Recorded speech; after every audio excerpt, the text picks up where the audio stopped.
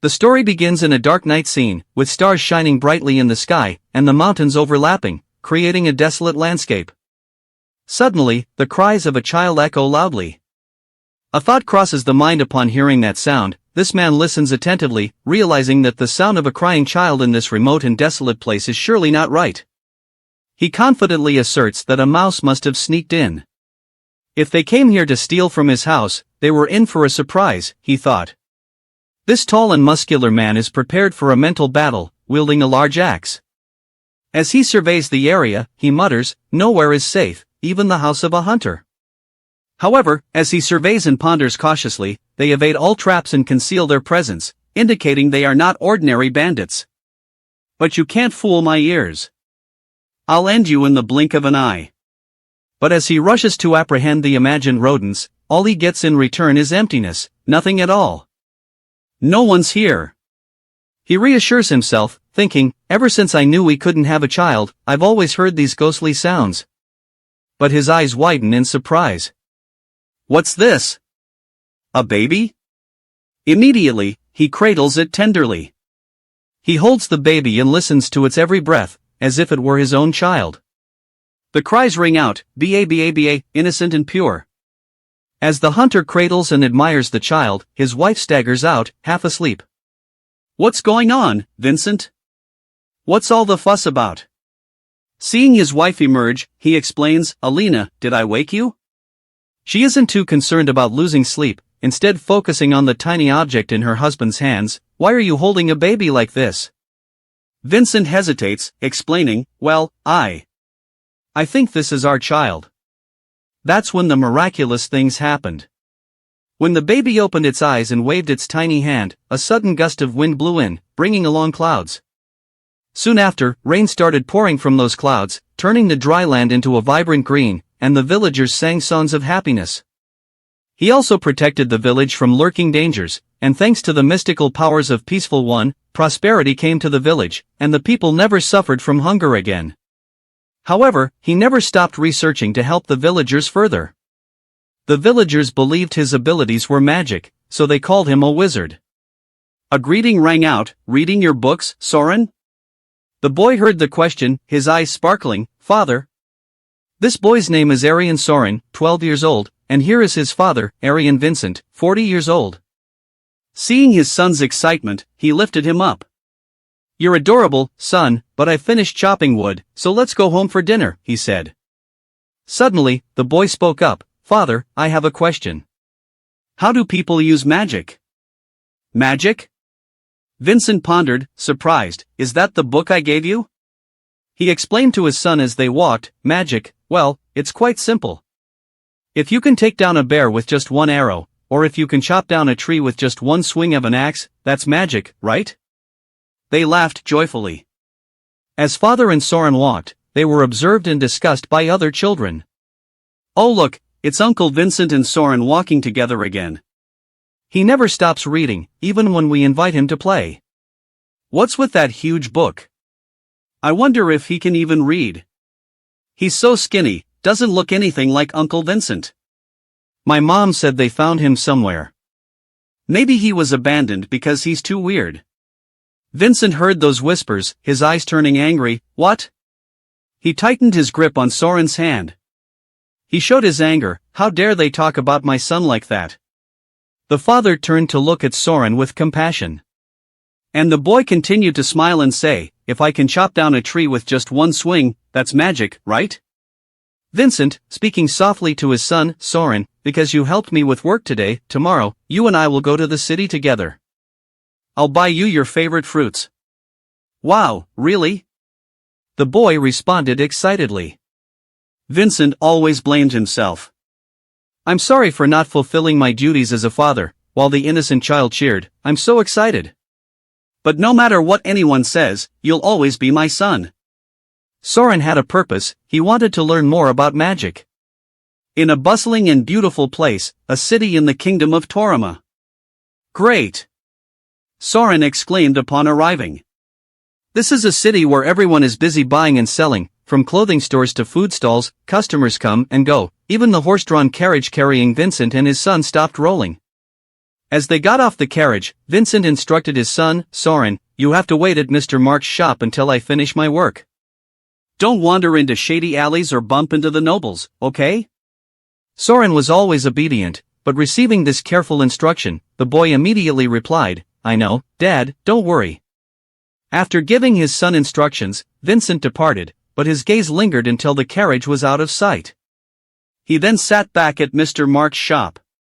Soren took out a pen to write, which surprised Mr. Mark a bit. "Oh my, you can write for real. Thank you, you didn't have to do that." "It's nothing, sir," Soren replied. "I want to help you, Mark. Well, seeing such a well-behaved boy makes me very happy." "He's so smart for his age," Mr. Mark said. "But my own kid only knows how to cause trouble." The boy suddenly spoke up loudly, "Excuse me, sir." "What?" Mr. Mark replied. "Do you know magic?" Mr. Mark was surprised but still didn't quite understand. "What? Legal magic?" "No, magic, how is it used?" Soren asked louder. "Oh, magic?" In the old man's eyes, when he heard magic, he thought of a string of children's interests: dragons, heroes, wizards. Fantasy stuff. Soren held up the book to Mr. Mark. "Yes, but," the old man chuckled nervously, "I don't know much about magic." Then he pointed over there. "There are many books about that over there." "A bookstore?" the boy asked. The old man asked, "Do you want to go take a look? After you're done, remember to come back." Hearing about the books, Soren forgot his father's words of caution and ran off quickly. "All right, I'll come back right away."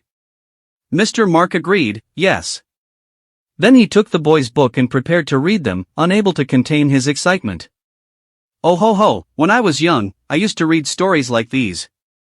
Such nostalgia. Let's see, The old man couldn't believe his eyes.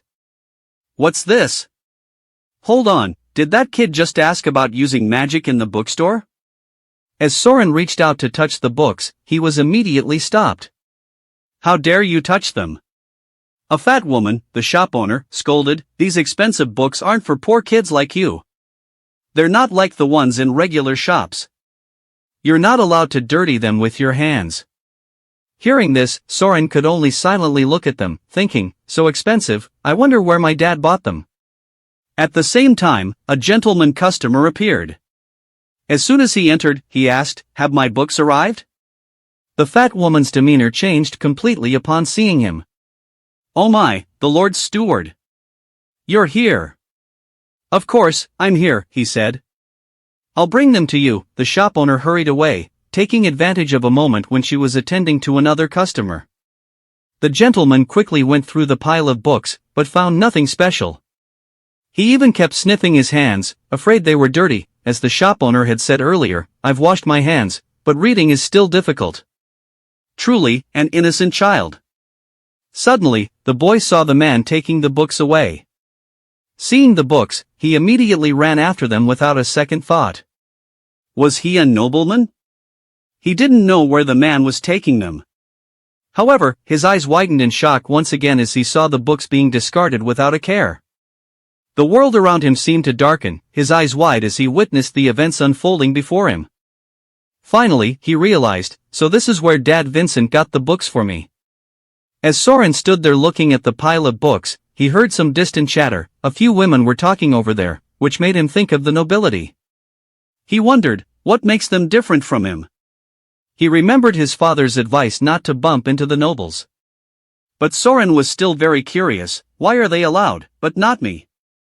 That's why he decided to follow them. But things weren't that simple, he was caught. "Hey kid. This isn't a place for little troublemakers like you to loiter around. Beyond this gate is the area reserved for the nobility." The man interrogated the boy, "Kid, where are you from? Where are your parents? Oh, are your parents nearby?" These people looked at the boy with suspicion and speculation. "Wait a minute, doesn't he look suspicious? Look at him, he's different from the kids around here. He's probably an orphan or maybe even a thief's accomplice. Come with me, kid." What's going on?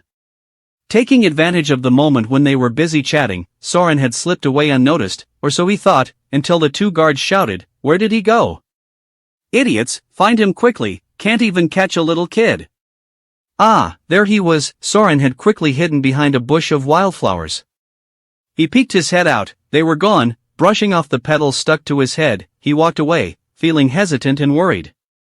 Dad's going to scold me for sure. As he walked, he suddenly saw his shoe by the side of the road. Quickly, he put it on, and at that moment, he heard voices. So, what is magic? That will be the topic of discussion. No. Headmaster, shoot fire for us to see. These voices made Soren wonder, is this a magic academy? The headmaster inside the wall, after hearing the student's suggestion, responded, "Casting fire spells on school grounds is a violation, but if you answer correctly, I will perform a spell for you." What is the most important thing when learning magic? There were many opinions: diligence, lifelong learning, and, of course, money, as it said you need to buy a lot of things. Hearing these answers, the teacher concluded that none of them were entirely correct. Soren, standing outside, thought to himself, isn't it about noble birth? Why can't it be me? The teacher began to explain, the most important thing when learning magic is insight. What is that? The children asked. Looking at the bewildered children, the teacher asked, does anyone here not know what 1 + 1 equals? The students replied, who doesn't know that? It's 2, of course. So, who can explain why it's 2? The teacher's question left them puzzled again. The teacher pointed out that the strange feeling they were experiencing was insight. There was a time when people didn't know that 1 + 1 equals 2, and many scholars worked diligently to prove it. But even without definitive evidence, we still understand and accept that 1 + 1 equals 2, don't we? That's because it's a universal law, and that's why we don't need to study it because we've already instinctively understood and accepted it. Magic has always existed in the world, and we can perceive and accept it through insight. That's why insight is more accurate than knowledge and faster than diligence. The children were surprised again. Oh, that's what turns a person into a genius. Haha, that's right, if you hone your skills, you can also become a wizard. Soren, standing outside, asked himself, can I have that opportunity to become a wizard? The headmaster suddenly called out, yes, the child behind the wall, I want to hear your thoughts. Surprised, Soren hesitated as he climbed up, lost in thought. He found me. Should I run away or answer? I look so dirty now, who knows what they'll do? That's when a thought flashed through Soren's mind.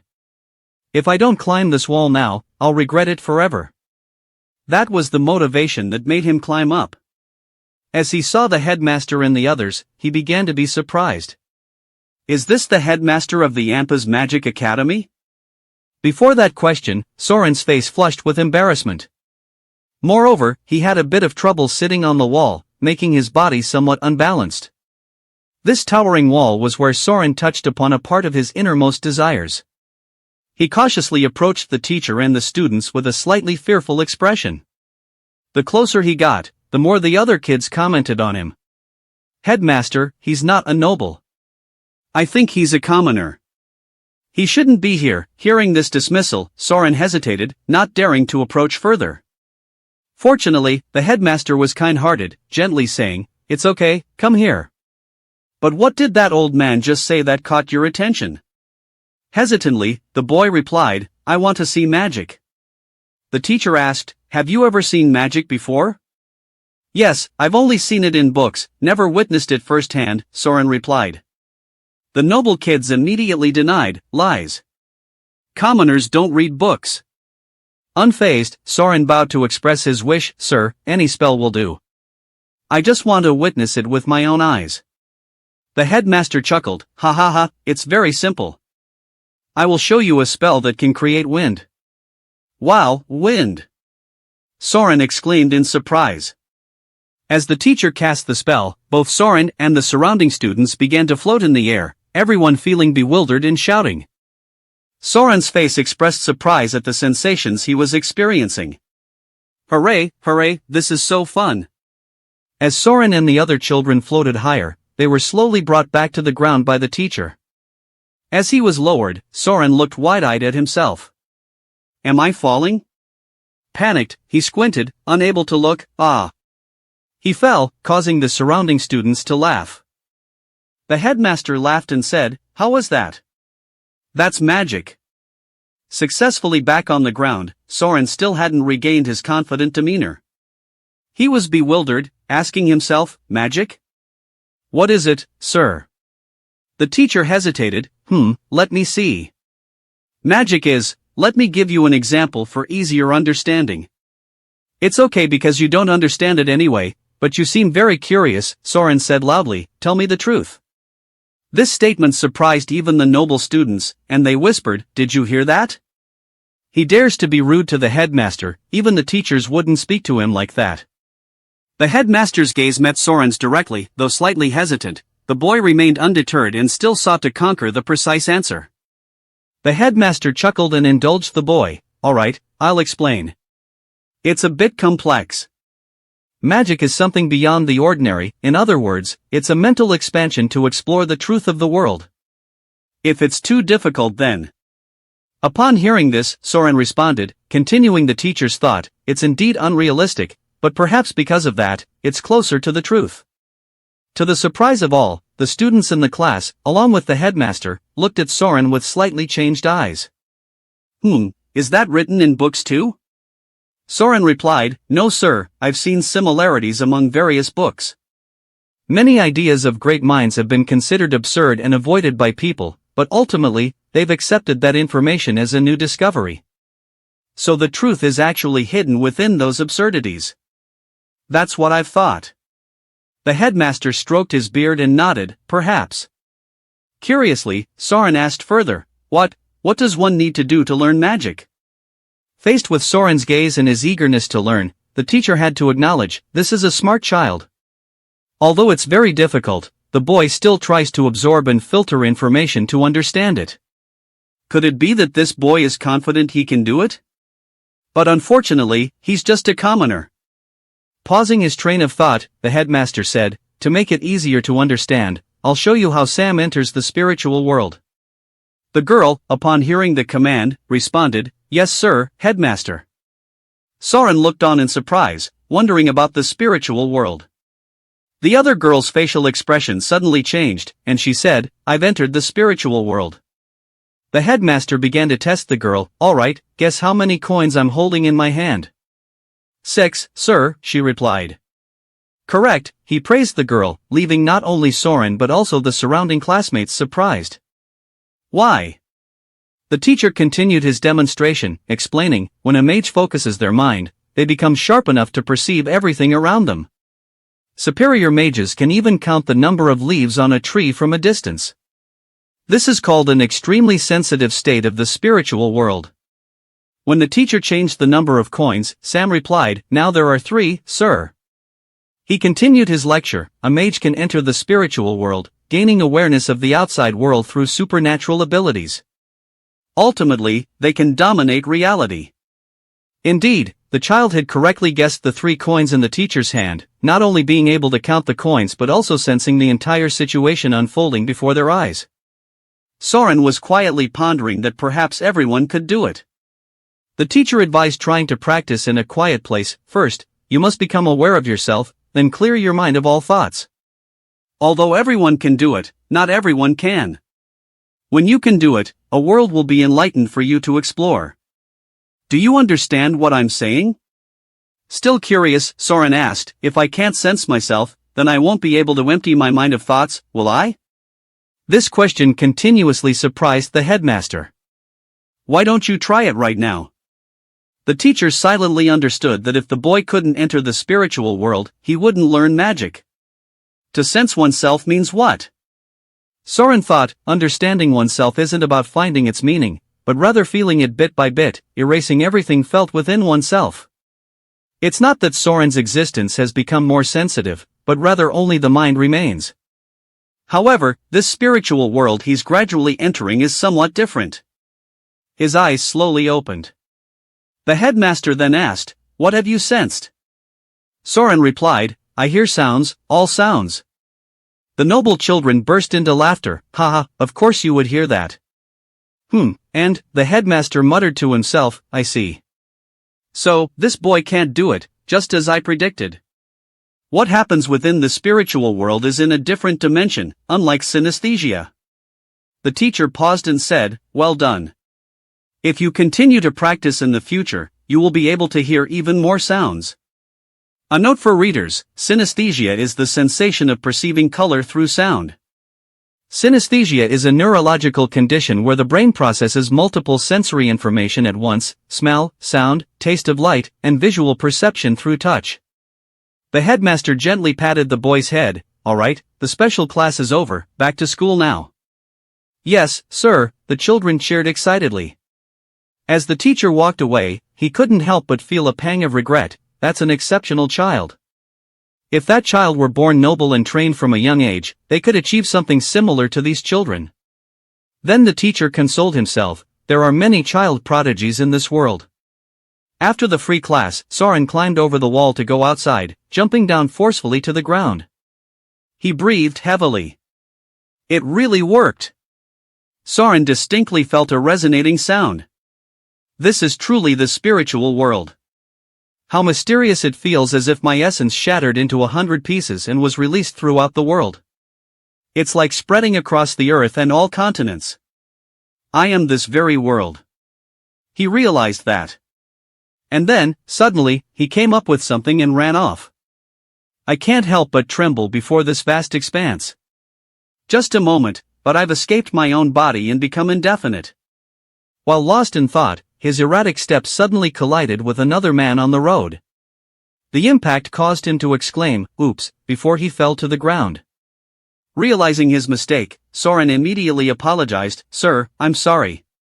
But these men seemed aggressive, what are you doing? You're in big trouble." One of them, with his large arm, grabbed Soren's collar. "Are you crazy? You have to pay for bumping into someone, right?" Terrified, the boy kept repeating, I'm sorry, but the man retorted angrily, "No. How could that be enough? Are you from the Wolf Gang? Are you here to kill me?" Suddenly, a girl stepped closer and said, "What's going on here? Anything interesting?" The thug holding onto the boy's collar turned to answer, "Miss Army, why are you here? Are you bored again?" As soon as Soren saw the young lady, thoughts raced through his mind, "Miss Army? I have to ask her to help me. Is she a noble? Is she still young?" The thug kept reporting to the young lady, "This guy was trying to kill someone, so I wanted to teach him a lesson." Soren immediately protested, "No, that's not it. I just accidentally bumped into him." Ha! This thug wouldn't let him speak further. He resorted to violence, pushing Soren away. "Nonsense. Get lost now. Do you think we'll believe you?" This shove was truly unbearable for Soren, causing him to choke. The thug kept on, "You have to compensate, you little troublemaker. Where's your mother? She must have run away after giving birth to someone like you, right? Ha ha. Look at him, his expression is changing." Indeed, Soren began to feel angry, glaring at them intensely. "Hey. Angry, are you?" They started to get angry when they saw his gaze. "You little troublemaker. Why are you still looking?" The thugs began to kick the skinny boy repeatedly. "Hey, stop beating him up." The young lady standing nearby couldn't stay silent any longer. "Stop it now." She approached Soren and asked, "Are you okay?" Soren kept whimpering, "I didn't do anything." His eyes truly showed his pain and distress. Seeing this, the girl spoke to the others, "All right. It's stopped now, isn't it? Isn't there anything else fun to do?" The thugs responded, "We were going to beat him up and sell him to the village down south. He's just a commoner, so no need to worry." The remarks of those people hit Soren like a bolt from the blue. What? This young lady observed the boy with suspicion. Slaves shouldn't have flaws, should they? So why not confirm it? Surprisingly, the entourage burst into laughter. "Huh? Is she going to check you out? Oh. She's telling you to strip, huh? Want another beating?" Army's intentions weren't exactly as conveyed by these guys. She wondered, strip? Do they really want him to? These lunatics. I just want to see his expression. Besides, why is he acting like that? I was going to let him go after a little teasing. Is he going to lose his temper? Soren was intensely observing his surroundings, from the malicious grins of the thugs to the buzzing of flies. But all the sounds were clear in his mind. Eagles flying, mice squeaking, everything was silent, and there was a separate world of sensation in his head. It was a world unfolding before him. Endless green light accompanied by distinct sounds, even the lightning strikes on trees appeared in the boy's mind. I'm in a memory, the headmaster's words echoed in Soren's mind. I'll show you a spell that can create wind with some kind of magical power. The teacher encapsulated everything around and slowly fed them into Soren's brain. In the present scene, outside Soren's mind, the thugs continued to shout and jeer, "You deaf, punk? Do I look like I'm joking?" Soren's gaze started to change mood as he stared at them intently. Army seemed to have realized something and shouted, "Wait, stop." Just as she reminded them, Soren lifted all of them high into the air. Then, they panicked and screamed, "Whoa!" The power emanating from the boy grew stronger by the moment. His eyes gleamed brighter than usual, surprising even Soren himself. In this way, he controlled these wretches, lifting them up and then dropping them suddenly from a height, causing them to panic. Soren watched them shout in terror. His eyes showed a hint of fear at the outcome of the magic he had just performed, but it was nothing compared to the fear he felt when they threatened to sell him earlier. As these guys fell from a height, their limbs scratched and bruised. Ouch! My leg, help me! Army, sensing the unusual turn of events, exclaimed, "Hey, what are you? Where did you learn magic, a commoner like you?" Before she could finish asking, she was interrupted by a group of people observing from afar. "Look! It just made a loud noise." Seeing the situation was not conducive to revealing herself, Army immediately used a spell to make a pop sound and flew away. Soren was also surprised. How did she manage to fly? The people standing far away continued to point and chatter. Someone over there fainted. Realizing the danger of the situation, Soren decided to run away quickly, as he was sure they wouldn't listen to his explanations. Therefore, Soren exerted himself to run as fast as he could. "Call someone," the confused people shouted as they were left behind. Soren thought to himself, this world is too cold, just a vast, cold city. But truly, it's enveloped in coldness. And that was Soren's first experience. From now on, he would gradually mature. Let's shift scenes to a large noble house on a sunny morning. The foremost noble family, the Kami's family. Upon returning home, Army muttered discontentedly, "Damn it, can't believe we were defeated by some kid." When her father saw her return, he asked, "Why are you back so early today? Did you skip class, Army?"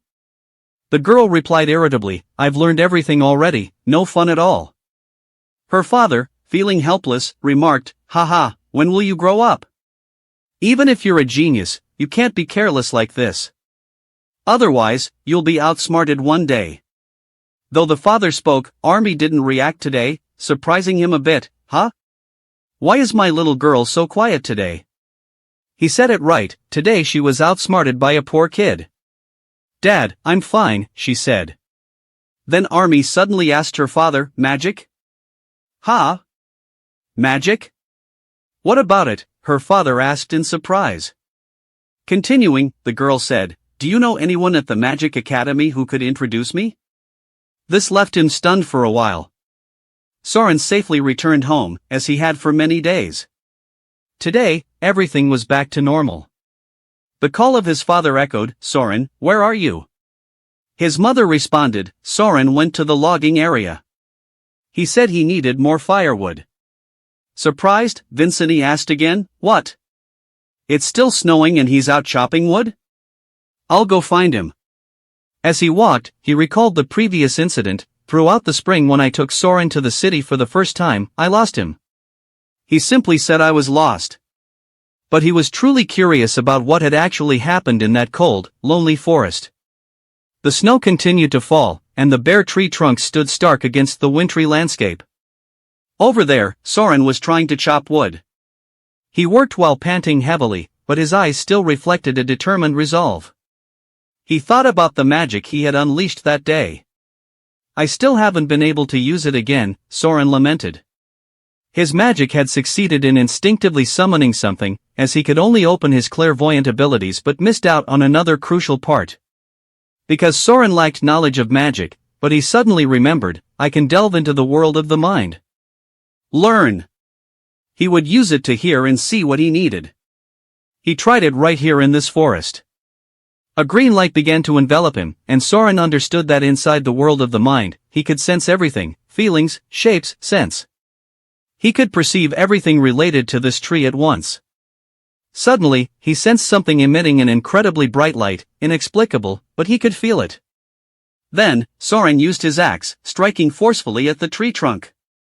With just one blow, he successfully destroyed the trunk. Although he only chopped the tree once, with magic, it was enough to make the tree fall. Vincent stood from afar, observing, stunned and amazed by his son. What did I just see? Was that thunderbolt? The father became increasingly skeptical of his son. After Soren finished chopping down the tree, he began to saw the trunk into smaller pieces. Soren worked while marveling to himself, this is the first time I've successfully chopped, out of countless attempts, just like the day of magic. Vincent stood there, observing his son, holding onto his book tighter as he seemed to understand something. At this moment, Soren realized that what he needed was not luck, what he truly needed was foundational knowledge. The next day and the day after, he would continue to repeat, because opportunity would come someday. Time passed. In the blink of an eye, 3 years had gone by, and that bitterly cold winter ended. Now, the protagonist had grown tall, he was now a young man, sitting in meditation under a tree. Suddenly, he stood up, placing his axe elsewhere. Soren looked at the tree, realizing that he couldn't just look with his eyes, he had to sense. And a few seconds later, he raised his axe again, his concentration absolute. Feel with these eyes. With all the strength and perception from these eyes, Soren struck the tree trunk hard, and indeed, the tree fell immediately afterward. Seeing this, he exclaimed, I almost went home after just meditating, it's been 5 hours. Soren seemed to sense something around him, as if he were blending with nature. The bushes rustled, insects moved, and tree bark absorbed nutrients through the roots. Just 5 hours couldn't be enough to sense all of that. He remembered the words of his teacher that day, if possible, a new world will open up. Indeed, a new world, a proper description. After finishing his work, he carried the firewood on his back and returned home. Lost in thought, he arrived and saw 2 unfamiliar figures. Soren wondered, white horse. And why is there a carriage parked in front of the house? Do we have guests? The horse-drawn carriage is so luxurious. Entering the house, the protagonist said, I'm back. Then, his gaze changed slightly upon seeing the people in front of him. It was strange. Soren repeated his greeting, Father. Your guest has arrived. Vincent pulled his son over and added, Your guest is here, Soren. Come here, meet him. This is the steward, the assassin of the One clan. The steward introduced himself, I'm here to meet you, to have a look at you. Meanwhile, countless thoughts emerged in the protagonist's mind. The One clan was the second most prestigious clan in the kingdom. Why would a servant of the noble clan come looking for him? The old steward asked, Can you read? I learned a bit when I was young, Soren replied, still puzzled by the question. The protagonist asked more specifically, Could you explain this? Hearing that, the steward nodded, You seem to have been raised well, being the son of a woodcutter but knowing how to read. You are also a well-behaved child. Soren interjected, Hold on. The steward continued, Do you intend to work for the One clan? What? Soren was surprised to hear that. We are planning to move books out of the main library of the mansion. There are nearly 10,000 volumes, some of which are extremely important among the collected works. The transportation will be handled by others, but the sorting will be completed only by the 2 of us. Upon hearing this, the protagonist became somewhat interested. If it's the One clan's library, then it must be full of important knowledge for wizards. However, the old steward had certain demands as well. However, the only ones who know about this are your family. If even one book is lost or news of this leaks out, then your life and your family's will be extinguished. Finally, Soren understood why his parents were so worried. The old steward continued, because your life is precarious, we will pay a lot of money that you could never earn just by hunting. So it's worth taking care of your son. Vincent angrily objected, I don't listen to your request for money. I just want our Soren to fulfill his dreams. The old steward chuckled at Vincent's words, haha, you think too much. Do you really think the boy will have a career? Stop dreaming. If it's not for money, then why do you demand that I use your son? Vincent replied, because you said he can read. The steward said, that's a given, but even when the boy can read, I still can't not supervise him. Vincent persisted, I hope he can fulfill his dreams. You've been deluding your son all along, the steward said coldly. This reminded Vincent of when Soren was still young. He was very surprised when he first saw his son reading. Is Soren reading? Alina had taught Soren a few words just for fun, but after he turned 6, the boy started reading to learn. He looked obedient and adorable, but more importantly, he was intelligent, perhaps of noble descent. Therefore, Vincent couldn't stop thinking, if the boy were nurtured by the noble clan instead of us, he could go to school. But then he had to dismiss that thought. What am I thinking? Soren is my son.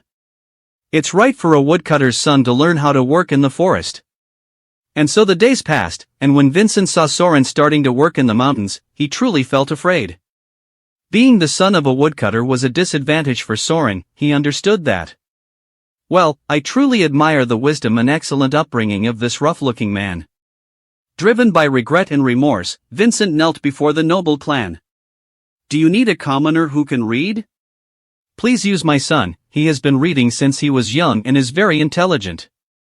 But could you let him read? That's what you've done for your son, and now the employer is here to interview a truly outstanding employee. Currently, the father of the protagonist is very angry, regretting what he did, and yelled at the noble. I don't need any money. If I knew this would happen, I wouldn't have begged like this. Then he immediately packed up and left my house. Vincent asserted with his honor and self-respect, I don't need any of your money. Get out of my house. The old steward was extremely surprised by the members of this family. Do you dare to belittle my house just because my family doesn't have much money? Vincent angrily shouted. Hearing this, the steward put his hat back on, seeming helpless with the thought, fine. Some people just don't know their place. But suddenly, the protagonist spoke up, no, father. I'll do it. This statement made the steward pause for a moment, while the protagonist's father was agitated. Soren, before he could stop his son, the clan steward, the assassin, asked carefully, are you serious? I'm not intimidated at all. I'll tell you up front, even the slightest rumor will kill you. Soren didn't seem too concerned about it. It's okay. Please let me do this. I will never disclose it. And if anything bad happens, I won't hold you responsible. The steward seemed more pleased with the boy's attitude. He nodded, if that's what you desire, I will come to pick you up within a week. If you change your mind and refuse before the deadline, it's fine. But once you step into the mansion, you must know that you won't be able to leave unless. This matter ends once the steward leaves, the father worriedly interjected, addressing Soren. Soren, I agree to this request. Those scoundrels only need someone to die. This is my fault. I will take responsibility. So, please refuse now, his father said anxiously. But Soren was very happy about it. Thank you, father, for giving me such a big gift. This made the father's mind even more confused. He hugged his son tightly, don't worry, Soren. Do you think your father can't protect you, huh? Remember to come back safe. I promise they won't touch a single hair of this family. But Vincent still blamed himself with questions in his mind, has Vincent raised his son well? Seeing this, Alina couldn't hold back her tears, looking at the two father and son embracing each other warmly.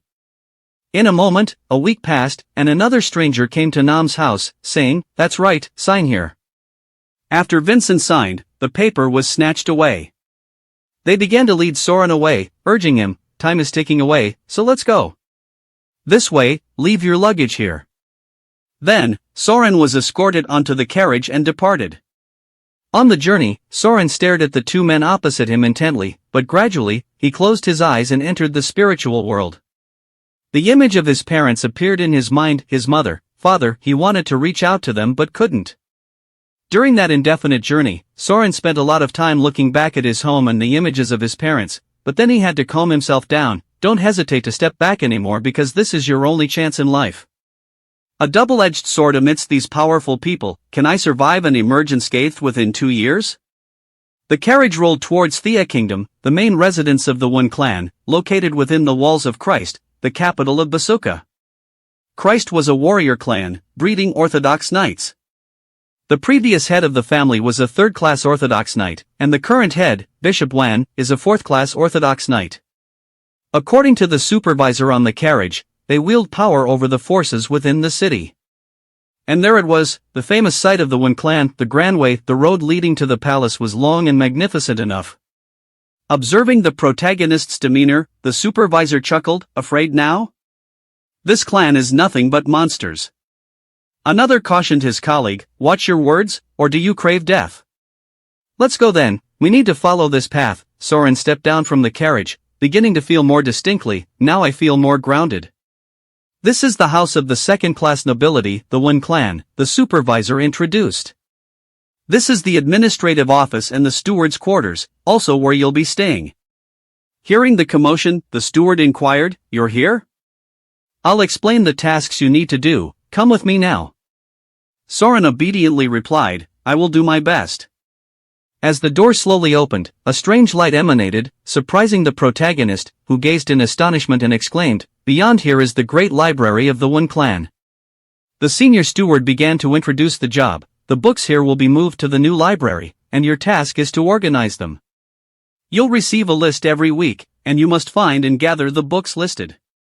Work hours are from 9 a.m. to 6 p.m. Beyond that, you're free but not allowed to leave. The regular stewards will teach you the servant's code." Any questions? Looking at this grand library, Soren felt it was worth risking his life to read all those books. He began to ask the senior steward, "When do I start working?" "Starting tomorrow," the steward replied. The next day, the protagonist, now in his work uniform, held a large stack of papers. In Soren's mind, he thought to himself, "I understand why they only assign one person to handle book organization. The standards for arranging books must be consistent. For example, if you're organizing a book titled History of Swordsmanship, everyone would have a different opinion on whether it should be in the professional swordsmanship section or the comprehensive history section." Another thing Soren realized through experiencing different sorting systems was that all knowledge was interconnected, and the core to connect them all was history. Knowledge was gradually layered onto a straight line with the name history, the backbone of knowledge. After studying history thoroughly and using it to reinforce other fields, Soren's learning speed also increased significantly. Out of the 10,000 books, around 850 were history books. Soren planned to read them all within 2 years here to achieve his dream of becoming his own wizard. Suddenly, he heard noise and thought, "It sounds like my assistant steward. I can't let others see me reading. Because technically, I'm not allowed to do that." The steward entered and asked Soren, "Have you sorted things out? You're working overtime again?" Soren replied, "Yes, sir," before the steward left the room, glancing back. Suddenly, he rushed over to Soren, surprising him. "What's wrong? Did I get caught reading during overtime?" But it turned out the steward was adjusting his uniform. As he did so, he reminded Soren, "In this library, it's not just the stewards, the masters and young masters often come here too. Pay attention to your uniform, and make sure you're not lowering the quality of the One family. And do something with that long hair of yours." "Yes, sir." "Good evening," Soren replied. Hearing this, the steward also breathed a sigh of relief. "Good. That's it." Soren reminded himself, "I have to focus for the next 2 years, be careful, and avoid getting into trouble. Should I tie my hair up like my father? However, burying himself in the library, he constantly found himself gaping at the books. His bigger concern now was that they were too difficult. At this moment, he was trying to remember the book in his hands, 3 Emperors, 7 Kingdoms. Just one kingdom of Thea is already difficult enough, how could I understand so much more than this? Do I need to memorize everything? No, if you want to access the knowledge of any book, you need to understand each event in it clearly. However, just as I managed to read one more line, the protagonist falls asleep. As he sleeps, the head steward enters, pulls out the book with his hand, and chuckles, "Well, what a fool you are. You've had this book for a whole month, do you think you can succeed just through studying? If you were to read more practical books, I would have banned you from coming here outside of working hours." Luckily, he's just a fool with determination. 3 months have passed. Soren has begun working in the large library of the Wen family, and the supervisor hears this with some satisfaction. Soren has gradually gotten used to this classification work, and he has also learned a lot from the maids.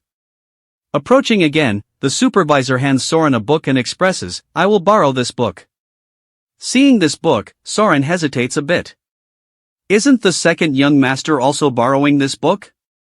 But they haven't returned the last book they borrowed. If, unfortunately, you lose it, there will be some trouble. The supervisor scratches his head and responds, "As you said, I'm still asking them about that. But they have emphasized that they will return the book themselves." To be honest, the aristocracy doesn't care about whether a book is lost or not. Only people like us stewards have to care about that. The shocking truth is that they don't even care if a book leaks out, and there probably isn't any very important book in this library, he replies to Soren. Before leaving, the supervisor reminds the protagonist, "But don't tell anyone that I said that. I'll be back. Do well at work." After the supervisor steward's remark, Soren couldn't help but think that he might not be safer. A noble only seems comfortable if he truly cares for his people. But according to him, the aristocracy doesn't even remember the risks the common folk have to take just to survive. "Your house will be flying," that's what the nobles often say. The servants aren't allowed to make any small mistakes and have become indifferent and cold. The protagonist brushed away these gloomy thoughts to ponder about practical life. It doesn't matter if the nobles care or not, living a quiet life is best. As Soren was arranging the books, suddenly a young man burst through the door. "Damn it! That old man is terrible." Surprised, Soren didn't understand what was happening, and suddenly there was a new situation. "Humph," the unfamiliar young man with green hair snorted, and Soren looked at him in surprise. This young man was Ryan Wen, the son of Count Ryan Wen. At that moment, a loud shout echoed from afar, "Ryan! How dare you run away? When I catch you, you'll have to run another 100 laps." Hearing this scolding, the green-haired young man panicked and looked for a place to hide. "Ah, damn it!" he instructed, "Soren, can you keep him from telling the old man that I'm here, remember?" Ignoring his words, Soren just felt that this young man was huge. Then, he hid under the table. An old man ran over with a sly smile and said loudly, "I know you're hiding here." Seeing the library staff, he asked again, "The other one? Is there a little kid as small as a pea, with green hair, who just arrived?" Hearing this, Soren pretended to be startled. If the pea-sized green-haired kid was found, what would he be in this old man's eyes? Soren quickly replied, "I saw him, he looks like the youngest master." "But please forgive me, who are you?" The burly old man replied, "I am a swordsmanship teacher. I am authorized to kick that pea off, understand? It's best to tell me quickly, or you'll meet the gods sooner than expected." Not paying much attention to his words, Soren just felt overwhelmed by the young man's size. Upon hearing this, Soren nodded. "I understand, sir." Then he pointed somewhere. "The young master is hiding under the bookshelf over there." Hearing this, Ryan became furious. "Are you insane? Do you want to die?" Ryan kept explaining to his master. "Master, it's just a misunderstanding," he tried to explain. "Misunderstanding, huh?" No more talk, the violent master grabbed the young master by the collar and dragged him away like a rag doll. His pulling force swept through, causing the protagonist's hair to flutter wildly. As the teacher pulled him away, he said, "Follow me, you worthless brat, neglecting your training, you need to be disciplined again." Ryan was being dragged away while feeling resentful. His face seemed to be writing the words, "You'll pay for this." His eyes turned towards Soren. Soren shrugged, feeling powerless, as the teacher held more authority than even the household head. That was my only choice. And according to rumors, he had been caught and taken to the mountain for a month of training. Soren was rearranging the system from the first book. After reading for 20 days, he had read a total of 82 books in 3 months after understanding the first book completely. He thought to himself while reading, just as he had thought, the beginning was difficult, but no book contained entirely new content. If I build a foundation with the first 200 books, the remaining 650 books will be easier to absorb. As Soren read books about the origins of magic, he began to have doubts. Is studying the origins of magic at this time the right choice? However, because he had previously learned about the formation of all things, he felt more certain that this decision was correct. If a scholar creates a theorem, so do the wizards, but they must also materialize that theory to apply it in practice, so a wizard is like a scholar. However, not all scholars are wizards because they cannot enter the state of transcendent perception and consciousness, which is the field. Therefore, Soren concluded with his field, if I absorb a large amount of knowledge transmitted in these books, I may become a real wizard. While the protagonist was lost in thought, Ryan barged in once again. He shouted loudly, "You miserable wretch, I've crossed hell to wait for this day." Soren had to exclaim, "That's persevering. Are you really here for that incident?" Ryan affirmed resolutely, "Of course. Do you know how many obstacles I had to overcome? I climbed countless mountains, and each time my fingers felt like they had no strength left, and I thought I would die. I thought of my revenge." Truly, this situation is worse than what Soren expected. Ryan's anger seems to have reached its peak. He continuously interrogates Soren, "Why don't you dare to speak up? Ha! Do you think I did all this just for fun? I was only trying to do a little bit. I asked for your help and trusted you, but you turned against me. Just looking at a coward like you makes me nauseous." Ryan growls, while Soren attempts to explain, "That's not the case. I was just telling the truth." But Ryan is still filled with resentment. "Don't justify yourself. You should have said that you didn't follow my request back then." In this situation, Soren feels it's not easy to reason with such strong-willed individuals.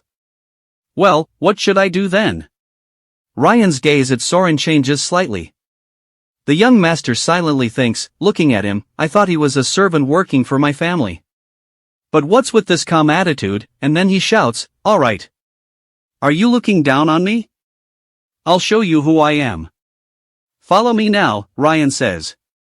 And Soren feels curious, this isn't a training ground, why does he want to fight me until he's no longer angry? Well, lying down and taking a beating is better than dying. I can't waste the opportunity my parents risked their lives to give me, Soren thinks. Surprisingly, Ryan hands Soren a wooden sword and declares a hand-to-hand duel. "I'm not a coward like you. The price for underestimating me is to face my sword. You were destined to become a great swordsman. You'll have to endure blows from my sword," Ryan says. Soren asks in surprise, "Why? What did I do that was cowardly?" Ryan explains the reason he forces Soren to fight. "As a servant in the Wen clan, you're supposed to protect the Wen family. And you sold me out to the master because you were afraid of getting hit. People in trouble like that and you betrayed them like that." Soren gradually notices Ryan's changing gaze, which makes him worried. Ryan is still brimming with combativeness, chewing over the matter. "How my family treats me doesn't matter, it's how you all treat me that's worth mentioning," Ryan says. "Raise your sword. The gap in our skill levels is too large, so I'll allow you 3 moves before I start." Soren is very conflicted and worried. Those eyes must surely belong to someone from the Wen family, and the wooden sword is very hard. If I break a bone, I'll have to go home. What should I do? What should I do? The thing I can do is the only thing. Soren has a plan in mind. "Let's try it." Soren has 3 chances to attack first. He raises the sword high, calmly sensing something. Soren swings the sword for the first time. But the first attempt expended a lot of energy without achieving anything. What kind of strength is this? He grips the sword tightly to prepare for the second time, but the result seems unchanged. Ryan is completely unharmed and even laughs mockingly. Haha. Do you even know how to wield a sword? Soren knows he has only one chance left, so he begins. He focuses all his concentration, slowly entering the mental world, feeling every sound, every nuance around him. This surprises Ryan a bit with this helper's new posture. Soren declares that it'll be harder for you if you don't use your strength, and then he strikes forcefully, while Ryan is still fooling around and says, "Alright, after this move, it'll be my turn," Ryan says. But the result is that Ryan's wooden sword is completely shattered. There's a somewhat fearful look in his eyes from the destructive attack. Soren cheers inwardly, success. I sensed the first attack and calculated the opponent's timing for the second strike. And I executed my plan with the third strike, the lightning strike technique I practiced for 3 years. Ryan is both astonished and angry. He begins to speak. Where did you learn swordsmanship? But Soren calmly denies, this isn't swordsmanship, it's just a woodcutting technique. Ryan asks.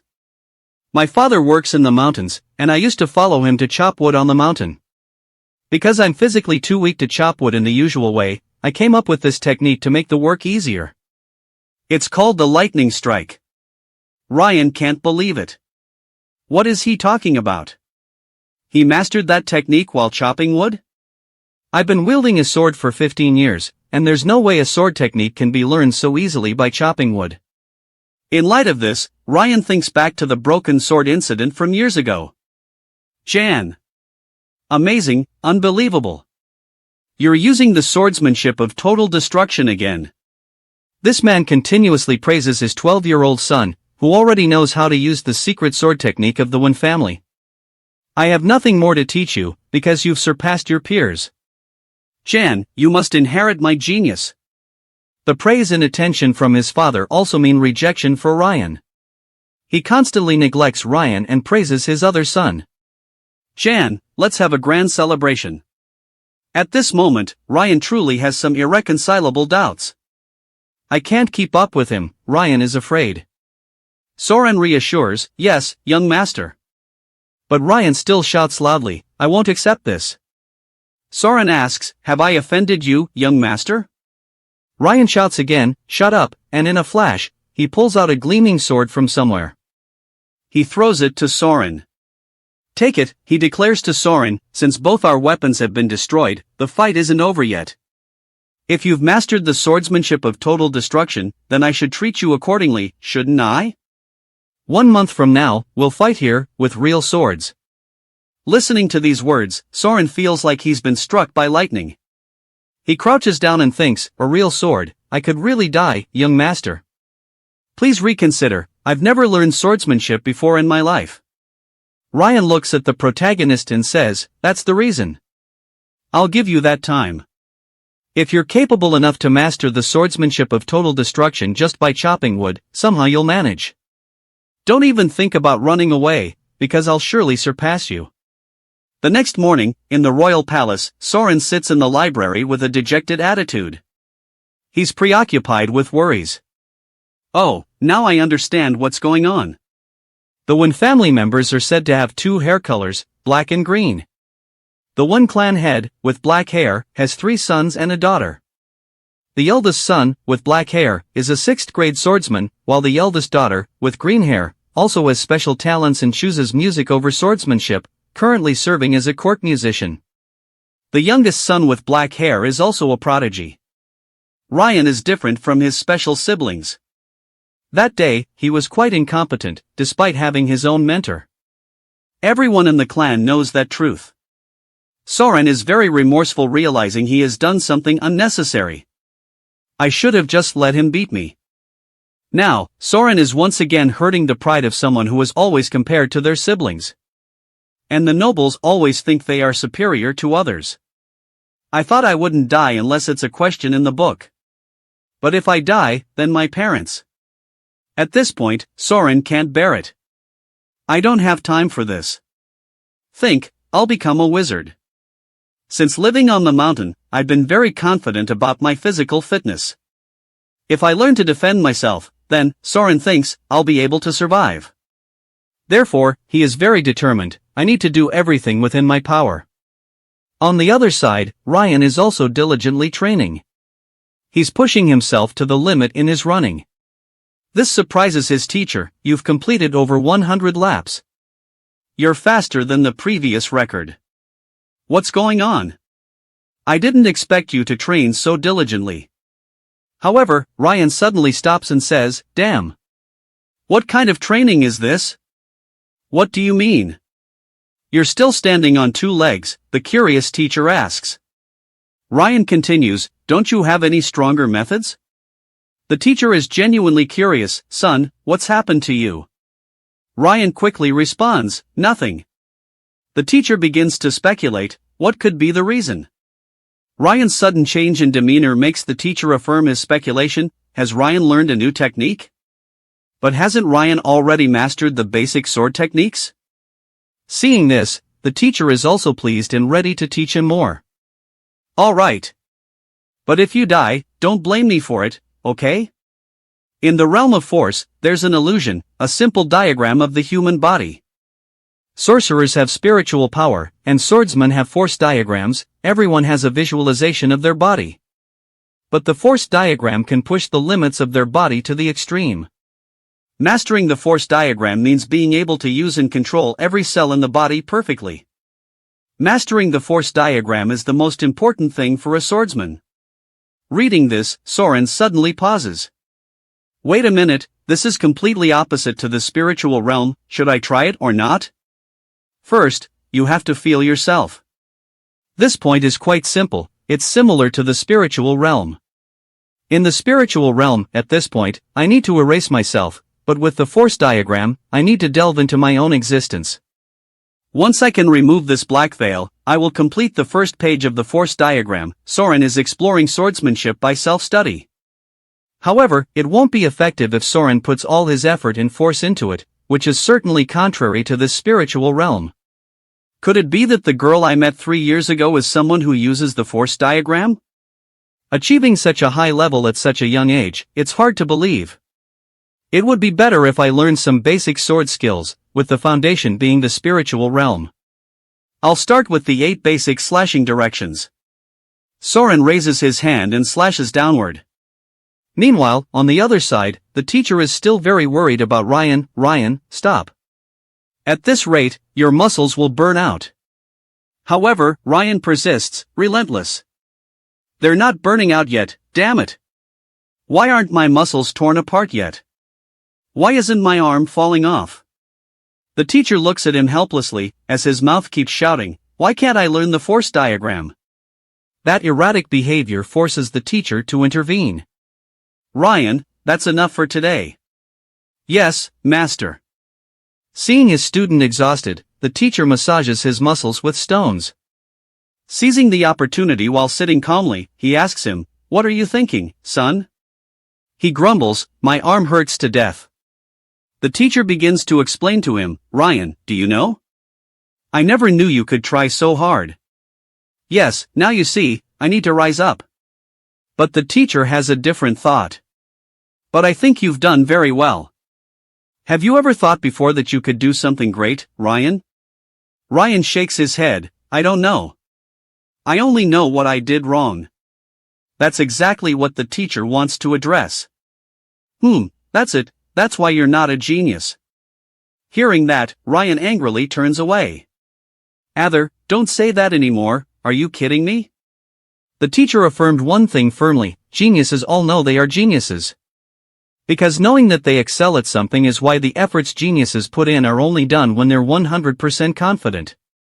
They will excel. What geniuses truly fear in others is diligence, achieving the impossible, a burning will, challenging the impossible. That determination and willpower is the bane of geniuses. This made Ryan understand, in his own sense, that the bane of geniuses, out of all the encouragement I've ever heard, my favorite is this, yes, if talent is something I can't have from the start, I'll grit my teeth and train for it through my diligence. That made him more determined and put his will into the fight with the protagonist. I will definitely win. Ryan keeps his confidence with the teacher's encouragement, the natural enemy of a genius. If someone doesn't have talent from the start, all they need to do is fight for it. The more he thinks, the more determined he becomes. I will definitely win. Answering the question, what is swordsmanship? It's a process of learning actions that take lives, but on its flip side, it's a high-stakes psychological battle of life and death, imagining an invisible enemy. It seems like the enemy will attack from many directions, but in reality, when they attack, there are 8 major directions. So, within a month, Soren independently trained in those 8 slashing directions and countered them. He fought a round, then successive rounds followed. In Soren's consciousness, the slashes became more and more significant. He also gradually felt the fluidity in those sword techniques. His eyes seemed to be discovering some strange phenomenon, a deep and compelling path, pulling him in. Soren laughs and looks at this path. It turns out the swordsmen have chosen this path. The world of swordsmanship is infinite like magic. Soren suddenly exclaimed, Mom, Dad, I'm sorry, maybe I can't come back. But he didn't feel regret. Although this path has to face life and death, he has seen a wonderful world. In the official arena, all lights were focused on the helper and Ryan. Ryan paced confidently back and forth before stopping abruptly, shouting, Let's begin. However, Ryan also perceived the effort and progress of the opponent he had challenged. In just a month, he exudes the aura of a magic swordsman. Back then, he even said, Trust me, I've never learned swordsmanship before. It seems like he was sincere then. His posture and focus were chaotic, maybe he really never learned true swordsmanship. But handling a real sword calmly for the first time, does he possess innate talent? I can't accept that. Ryan was full of determination. I have to win, I must win. Facing him, Soren was also ready for the battle. He had observed his opponent, his swordsmanship is excellent. His swordsmanship belongs to a different level than mine. But Soren could feel the direction of the sword. Therefore, when the sword rushed towards him, he stood still like a statue, surprising Ryan. He's observing the sword, this fool isn't afraid of this blade? Of course, that's not the case. Soren wasn't unafraid of death, but death is the reason for that fear in the future, and the future is something that hasn't happened yet. If one can't imagine the next step, then one can jump off a cliff. Ryan realized something about his opponent, that he wasn't just preparing for death. It seemed like he had completely mastered his emotions, but Ryan, on the other hand, was even less afraid of death. Right direction. Real strikes were unleashed by both sides. Ryan kept thinking about strategy, that if he did this, there would be an insurmountable wall of trickery. Therefore, Ryan swung his sword faster and stronger, hindering Soren. Soren also realized this, and with a bit of panic, his sword strikes became both faster and heavier. The speed of his sword swings was gradually surpassing Soren's ability to perceive their direction, and Ryan was still very aggressive, continuously launching strikes towards Soren. Truly facing this situation, Soren begrudgingly thinks, Damn it, I'm about to lose. Ryan is crazily shouting as if he wants to deliver a knockout blow, swish. The slash is fast and seems to hit Soren's chest. That blow pushes him backward, but he quickly raises his head, seemingly not feeling the pain. Soren feels strange, how could this be? Ryan smirks condescendingly, thinking he's secured victory. It's truly surprising, you've noticed, huh? This is the Ozen sword technique for training the great sword? How can you endure it? The protagonist's wound is indeed serious, and Ryan believes each blow shatters his bones. I will crush you with my strength, he begins. Soren still feels very odd. Because if Ryan slashes upward after attacking the chest, then Soren should have been cut diagonally across the ribs. Why does he keep delivering large blows like this? Eventually, Soren vaguely understands, his opponent's understanding of swordsmanship is lower than he thought.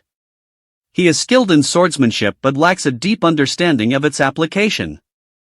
If that's the case, Soren will reduce Ryan's anticipated combat effectiveness. The clash of swords ignites a fiery battle. Soren changes his attack plan, surprising Ryan, who starts gaping in astonishment. What? He suddenly attacks. Isn't he supposed to be exhausted? Damn it! These are all simple strikes, but it's strange, why can't I block them? Soren's continuous sword attacks begin to confuse his opponent.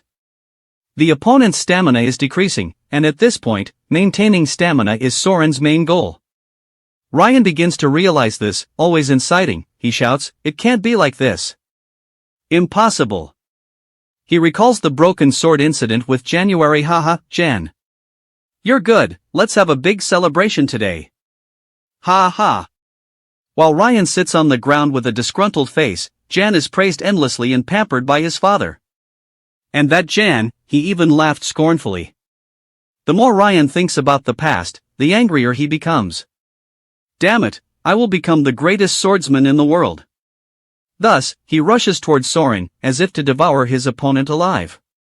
Continuous slashes are created, confusing Soren about what his opponent is doing. What, is he giving up? There are no tactics anymore. Is he staying calm? Ryan's sword direction is becoming chaotic, making it impossible for Soren to read. There are too many sword directions. Yet Ryan continues to charge forward with his sword. Soren remains very focused on his opponent's sword path, his gaze seeming to penetrate the opponent's spirit. A shout rings out, and suddenly, Ryan's sword flies away. No one holds it back, its loss confirming Ryan's failure, halting their match to the astonishment of all. He continuously gasps in disbelief, unable to trust his eyes. As for Ryan, his eyes reflect disappointment in himself, rather than blaming or anger towards Soren. Surprise still overwhelms Soren's mind. How could this truly happen? In the final moments, Ryan changed his grip and sword direction in the blink of an eye. What kind of creature is he, beyond belief? Soren emerges as the true victor. Yet Soren is very perplexed, unsure of what to do next, even though it's a match.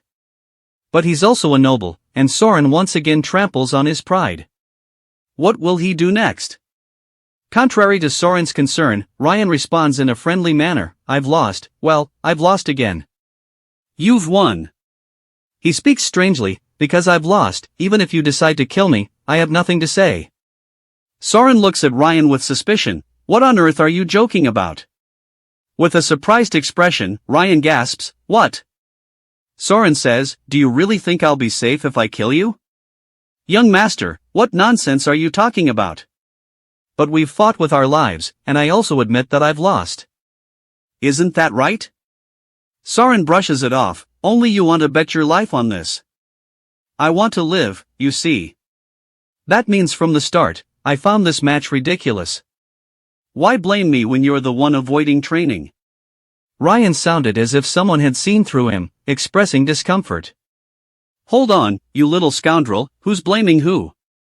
It's all because of your pettiness. Even though this is our first meeting, in that situation, you should have shown respect." But Soren wasn't having it. "Respect what, you little monkey? Have you ever thought about how annoying you are to me? I've been caught between the master's son and your master. If you were truly worthy of respect, you wouldn't put one of your servants in such a situation." Do you think someone truly respectable would directly confront their master's swordsmanship instructor so arrogantly?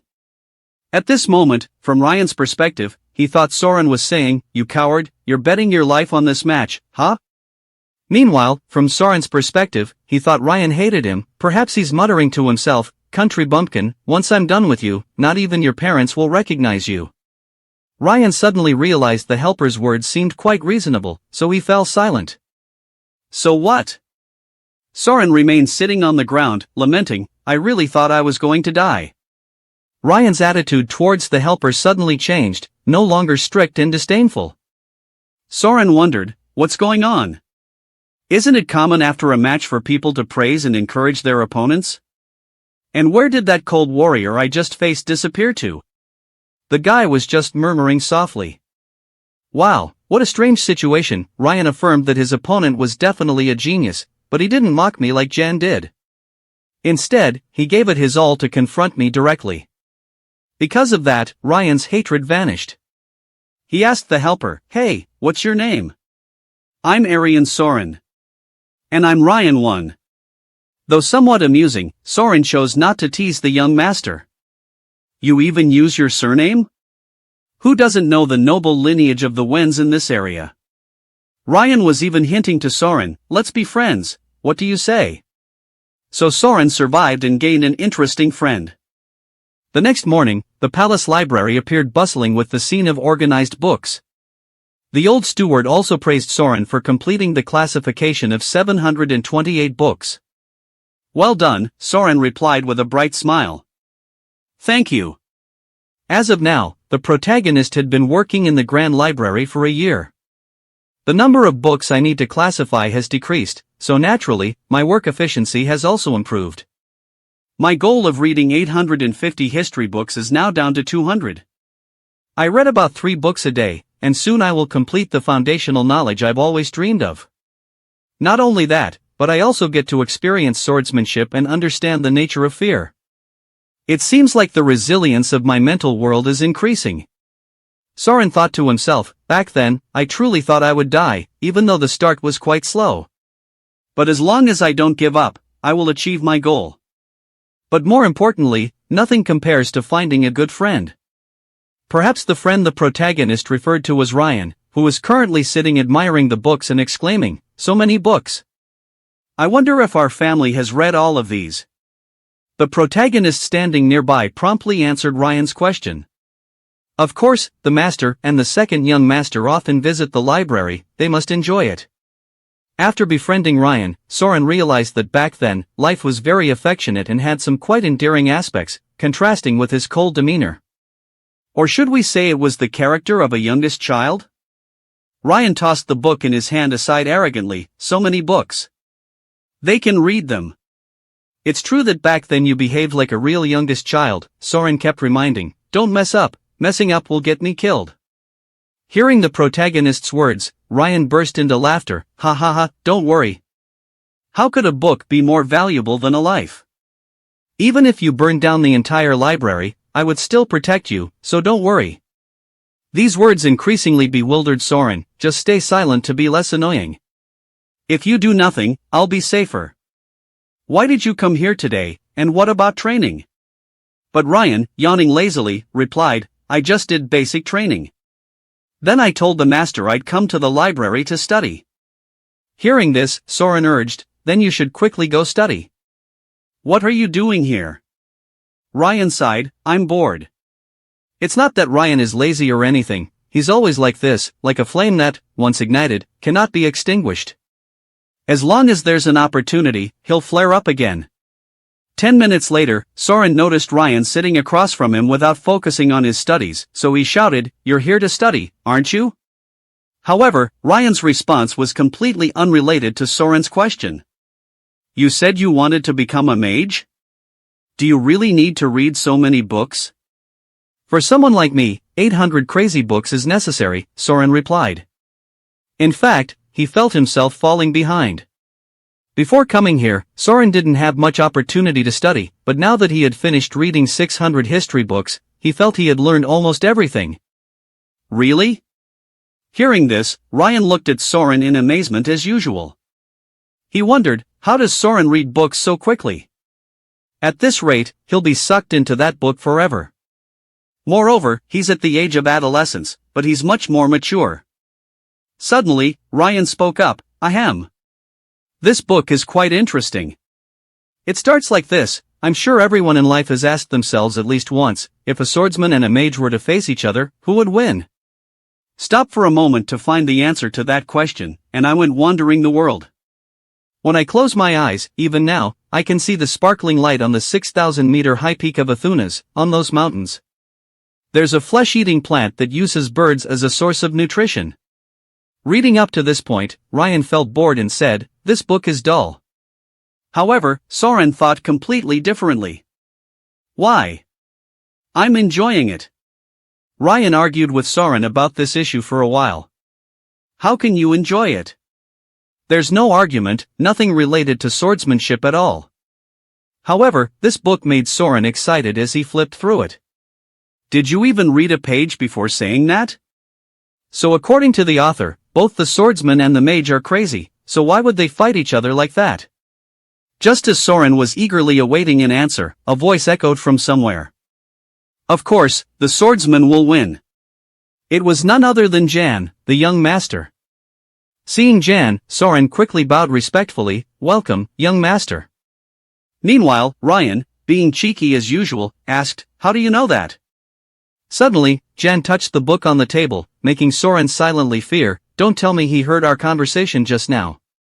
With the book in hand, Jan stared at the servant intensely. Thoughts immediately raced through Jan's mind. A servant speaking improperly to a noble's child won't be easily forgiven. But Ryan remained curious. "Haha, and how are you so sure? Aren't you on the side of the swordsman too, as you're also a swordsman?" Jan narrowed his eyes at his younger brother before responding in a half-jesting manner. "Why would I be so sure? I didn't think you paid attention to that. Just look at the positions of swordsmen and mages on the continent, and you'll see." Hearing this, Ryan expressed his disbelief. "We're talking about the fight over there.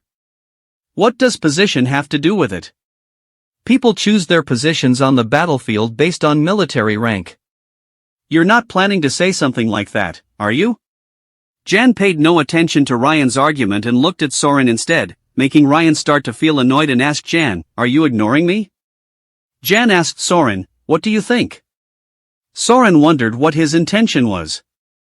After weighing the unpredictable man in front of him for a while, Soren gently replied, "If the skills of the swordsman and the mage are equivalent, then I think it would be difficult for the swordsman to win once the mage enters the spiritual realm. But if the swordsman utilizes his excellent physical strength to fight before the mage can cast spells." Before the protagonist could finish, Jan interjected, affirming, "No, you're wrong. The mage will lose." This assertion made Soren feel extremely uncomfortable, as if it were baseless denial. Ryan was also frustrated because, based on what he knew about his older brother, whenever he's annoyed with someone, he enjoys denying what they value. Jan looked at the protagonist and smirked. "Seems like you're fond of history, aren't you? I'm sure you've heard of the 5 divine armors, right? Ancient relics scattered throughout the spiritual world of mages. I'm talking about anti-magic, the innate ability of a mage in their spiritual world when fighting against another mage in their own spiritual world. It's no different from fighting a school of sharks in the deep sea. However, there's something that can disrupt the water and distract that school of fish, and that's a technique with special power. This swordsman's steps are powerful, and the strength he unleashes is also remarkable. The anti-magic is what this swordsman unleashes. If the spiritual world has no influence, then neither does magic. Once equipped with artifacts with this attribute, mages can't do anything against them. Ultimately, this is still a hypothesis. In the past, anti-magic was a precious power, created from the mana flow in the dragon's heart. Moreover, due to frequency oscillations, no matter how much wealth is poured into them, their effectiveness cannot be increased. Even the master mage Yaka can only use up to 65% of the 5 divine armor's capabilities.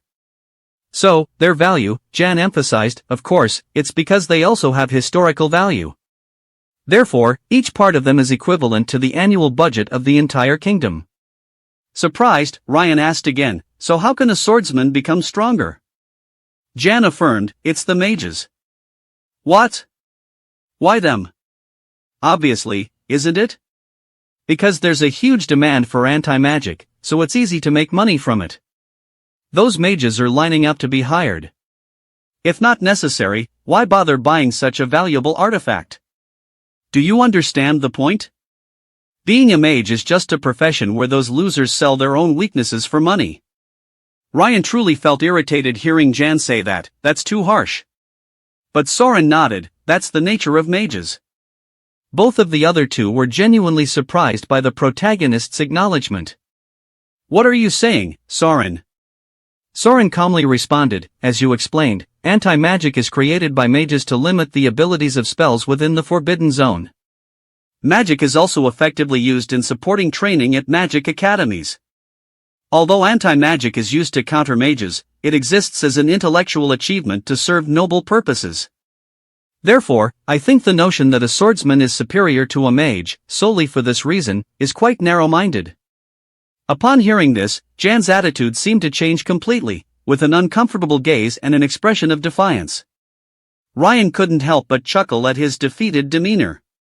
Before leaving, Jan turned back and shouted, "But theory and reality are very different. No matter what, the truth is that mages will never be able to defeat swordsmen." After Jan left in his frustration, Soren and Ryan burst into laughter. Soren also felt relieved. "I thought it was over for me there." Ryan hugged Soren in praise. "Ha ha ha, you're amazing, Soren. That's the first time I've seen my brother express himself like that. If your tongue were a sword, you'd probably be the strongest swordsman in the world." That was epic. But Soren also had to admit one thing, just as Jan said, theory and reality are very different. The confrontation ended quite safely for Soren once again. Suddenly, 6 months later, in the butler's room, the old man was signing some document. After signing, he raised his hand to sip his tea. The old man couldn't deny one thing: it was completed faster than he thought.